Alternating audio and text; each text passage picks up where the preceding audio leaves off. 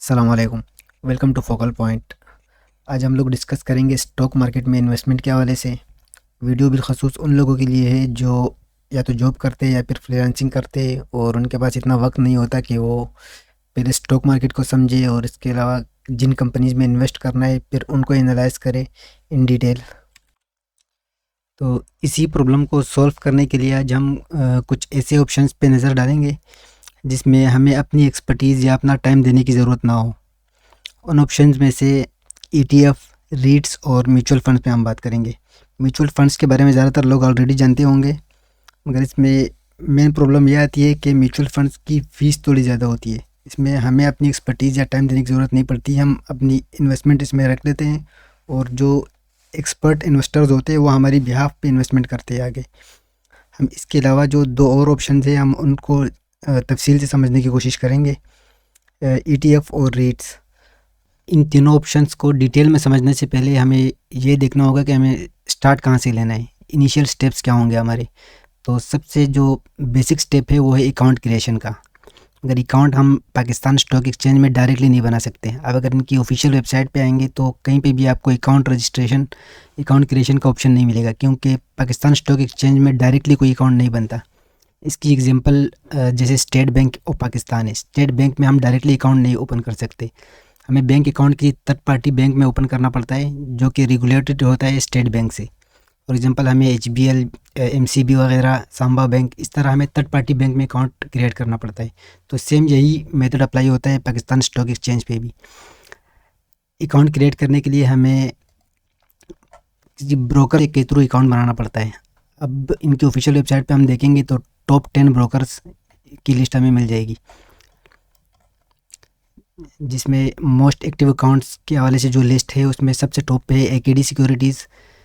और इसके अलावा जो बाकी है बीएमए, आरिफ हबीब, जो मोस्ट पॉपुलर वन है। ये लिस्ट अलग अलग कैटेगरीज में डिफ़ाइन की जाती है, जिस तरह के ट्रेडेड वॉल्यूम के थ्रू। अगर हम सबसे पहली लिस्ट में ही देखें और एग्जांपल के तौर पे अगर हम के ट्रेड देखें तो हम इनकी वेबसाइट में जाएंगे और वहाँ हम एप्लीकेशन फ़ाइल करेंगे, अपनी रजिस्ट्रेशन एप्लीकेशन। अगर हमें के ट्रेड में अपना अकाउंट ओपन करना हो तो हम सिंपली इसका नाम यहाँ से कॉपी करेंगे, या वैसे भी गूगल में सर्च कर सकते हैं। आपने यहाँ पे पेस्ट करके गूगल में की ऑफिशियल वेबसाइट ओपन करनी है और open your PSX account. PSX मतलब पाकिस्तान स्टॉक एक्सचेंज। तो हम इस पर क्लिक करेंगे। यहाँ आपने सिंपली अपना ईमेल एड्रेस, फ़ोन नंबर, बाकी कंपनी नेम वगैरह जो ये ऑप्शनल है, और पासवर्ड क्रिएट करके लॉगिन करना है। लॉगिन करने के बाद अपनी एप्लीकेशन फ़ाइल करनी होगी। एप्लीकेशन जो कि दो तरह की होती है, एक होता है सहूलत अकाउंट और एक नॉर्मल अकाउंट। सहूलत अकाउंट लिमिटेड होता है, जिसमें 10 लाख तक की लिमिट होती है, उससे ज़्यादा की आप इन्वेस्टमेंट नहीं कर सकते। वो होता है स्टूडेंट्स के लिए, हाउस वाइफ वगैरह के लिए। अगर आप जॉब करते हैं या बिज़नेस करते हैं तो आपको नॉर्मल अकाउंट खुलवाना चाहिए। अपनी अपनी इनकम सोर्स वगैरह इसमें प्रॉपर डिक्लेयर करनी पड़ती है, जबकि सहूलत अकाउंट में आपको इनकम सोर्स शो करने की ज़रूरत नहीं पड़ती। आप बस एनआईसी और बैंक अकाउंट डिटेल दे के आप अकाउंट ओपन कर सकते हैं उसमें। अकाउंट ओपनिंग के बाद जब अकाउंट एक्टिवेट हो जाए तो आप के ट्रेड की मोबाइल एप्लीकेशन और डेस्कटॉप एप्लीकेशन इंस्टॉल करके और उसमें अपने बैंक के थ्रू पैसे डिपॉजिट करके आप शेयर्स वगैरह बाइंग शुरू कर सकते हैं। एज़ अ बिगिनर जब हम इन्वेस्टमेंट स्टार्ट करते हैं तो शुरू में हमें अंदाज़ा नहीं होता कि कौन सी कंपनीज़ के हमें शेयर्स परचेज़ करने चाहिए या किन कंपनीज़ में हमें इन्वेस्ट नहीं करना चाहिए, जिसकी वजह से हमें लॉसेस का भी सामना करना पड़ता है कई बार। तो ये देखने के लिए हम जाएंगे किसी डेटा पोर्टल पे, ताकि कंपनीज़ को एनालाइज कर सकें, जैसे कि सरमाया।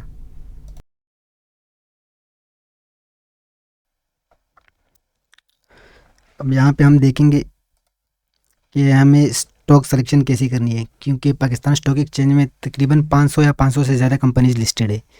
तो उनमें से हमें जो है कुछ कंपनीज सेलेक्ट करनी पड़ती है जिसमें हम इन्वेस्टमेंट करते हैं। अब फॉर एग्जांपल अगर हमें किसी स्पेसिफिक कंपनी को एनालाइज करना हो कि पास्ट में उस कंपनी ने कैसा परफॉर्म किया है, तो हम सिंपली उस कंपनी का नाम यहाँ लिखेंगे। जैसे फॉर एग्जांपल मैं लिखता हूँ मारी एनर्जी। मारी एनर्जी का हम प्रोफाइल चेक करते हैं। लास्ट 1 मंथ का, 1 ईयर का, हम 5 ईयर का देखते हैं। इसका पूरा ग्राफ आप एनालाइज कर सकते हो कि प्राइस इसकी किस डेट पे क्या प्राइस रही थी शेयर की। जैसे कि आप देख सकते हो 2020 में इसकी प्राइस थी 1300 के करीब थी और अभी प्राइस ड्रॉप होके 550 के करीब आ गई है। इसके अलावा जो मेजर प्रॉब्लम आती है, एज मुस्लिम्स हम उन कंपनीज़ में इन्वेस्ट नहीं कर सकते जिनका इनकम स्ट्रीम या उनका बिज़नेस मॉडल जो है इस्लामिक पॉइंट ऑफ व्यू से वैलिड ना हो। हम सिर्फ़ और सिर्फ शरिया कंप्लाइंट कंपनीज़ में ही इन्वेस्टमेंट करना चाहते हैं, तो उसके लिए हमें अलग से एक इंडेक्स दिया हुआ है जिसे KMI30 कहते हैं। अब अगर सरमाया में हम देखें तो उन कंपनीज़ के नाम के साथ मस्जिद का आइकन लगा हुआ है। अब इन कंपनियों को इंडिविजुअली देखने के बजाय हम इनका पूरा इंडेक्स भी देख सकते हैं। जैसे पाकिस्तान स्टॉक एक्सचेंज में इनका अलग इंडेक्स है जिसको KMI कहा जाता है। KMI30 के अंदर वो टॉप 30 कंपनीज होती है जो कि बेटर परफॉर्म कर रही है और शरिया कंप्लाइंट भी है। तो इसी इंडेक्स को अगर हम सरमाए पे देखें तो इस्लामिक कंपनीज़, यहाँ पे अगर आप देखेंगे तो इंडेक्स इसका सेलेक्ट है KMI ऑल। अब इसमें हम इसको मज़ीद नैरो डाउन करेंगे KMI30 पे।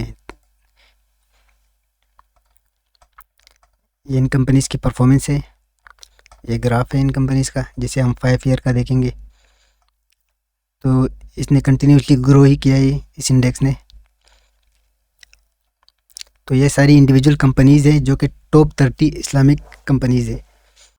अब इस KMI30 इंडेक्स की वजह से हमारा काम मज़ीद आसान हो जाता है, क्योंकि हमें स्टॉक एक्सचेंज की 500 कंपनीज़ को एनालाइज नहीं करना। हमारे पास एक लिस्ट है जिसमें 30 कंपनीज़ है और हमें ये भी पता है कि वो शरिया कंप्लाइंट है और बेस्ट परफॉर्मिंग है।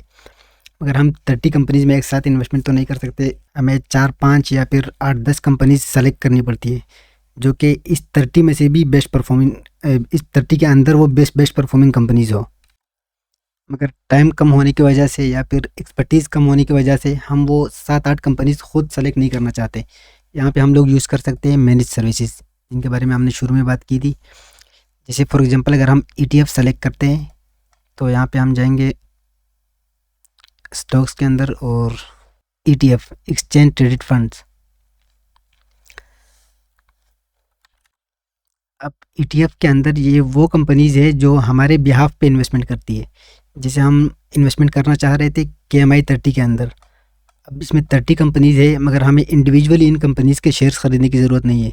हम सिंपली इसमें देख लेते हैं कि इस्लामिक कौन सी है। जैसे ये महाना इस्लामिक है, इसके अलावा मीज़ान बैंक की भी है, मीज़ान बैंक ETF। हम इन दोनों में से या इन दोनों में से किसी एक को सेलेक्ट करके उसमें हम एक बार जब इन्वेस्टमेंट करेंगे तो इसका मतलब यही होगा कि एग्जैक्टली ये लोग इसी में इन्वेस्ट कर रहे हैं। KMI30 के अंदर ही वो लोग कंपनीज़ को सेलेक्ट करेंगे और जो लॉस में जा रही होगी उसकी सेल भी कर सकते हैं, मगर हमें अपना वक्त देने की ज़रूरत नहीं है। ये मैनेज सर्विसेज है जिसके लिए ये बहुत ही मामूली से फ़ीस चार्ज करते हैं, 1% या 1% से भी कम। और इसके अगेंस्ट हमें बेनिफिट ये मिलता है कि हमें स्पेसिफिक किसी एक कंपनी में इन्वेस्ट करना या उसको सेल करना, उसकी प्रोग्रेस को मॉनिटर करना, ये सारे काम हमें नहीं करने पड़ते। ये सारे काम हमारे बिहाफ पे या तो महाना ETF करेगा या फिर मीज़ान ETF या जो भी हम ETF सेलेक्ट करेंगे। डिफरेंट सेक्टर्स के भी होते हैं इसमें, डिफरेंट कैटेगरीज़ के होते हैं, यानी आपको पता होता है कि कौन सा ETF किस कैटेगरी में किस टाइप की कंपनीज़ में इन्वेस्टमेंट करेगा। जबकि म्यूचुअल फंड्स में मोस्टली ये यानी हमें सारी डिटेल्स पता नहीं होती कि म्यूचुअल फंड जिसको हमने बाय किया हुआ है वो हमारे पैसे को एग्जैक्टली कहाँ इन्वेस्ट करेगा। और दूसरी चीज़, बाइंग मेथड जो है वो भी डिफरेंट है। म्यूचुअल फंड्स आपको ब्रोकरेज की एप्लीकेशन से आप बाय नहीं कर सकते। जैसे हम एक आम शेयर ख़रीदते हैं, ETF भी हम उसी तरह ब्रोकरेज से ही परचेज़ करेंगे। जैसे एक हम एक कंपनी का शेयर ले रहे हो, ये भी एक कंपनी की तरह ही लिस्टेड होता है, ETF और REIT दोनों। मगर म्यूचुअल फ़ंड आपको डायरेक्टली म्यूचुअल फ़ंड से ही परचेज़ करना पड़ता है। जैसे बैंक्स के ज़्यादातर म्यूचुअल फंड्स होते हैं, मीज़ान बैंक का हो गया आपका, NBP का, और बाकी तकरीबन सारे जो मेजर बैंक्स है सबका अपना एसेट मैनेजमेंट कंपनी होती है सबकी। तो आप डायरेक्टली उनकी एप्लीकेशन में या उनकी वेबसाइट पे जाके आप वहाँ पे अकाउंट बनाते हो और उसी में डिपॉजिट करके आप वहीं से इन्वेस्टमेंट करते हो। उसका स्टॉक मार्केट से डायरेक्टली कोई कनेक्शन नहीं होता। मगर ये जो बाकी दो ऑप्शन है ETF और REITs, ये दोनों स्टॉक मार्केट के अंदर ही होते हैं।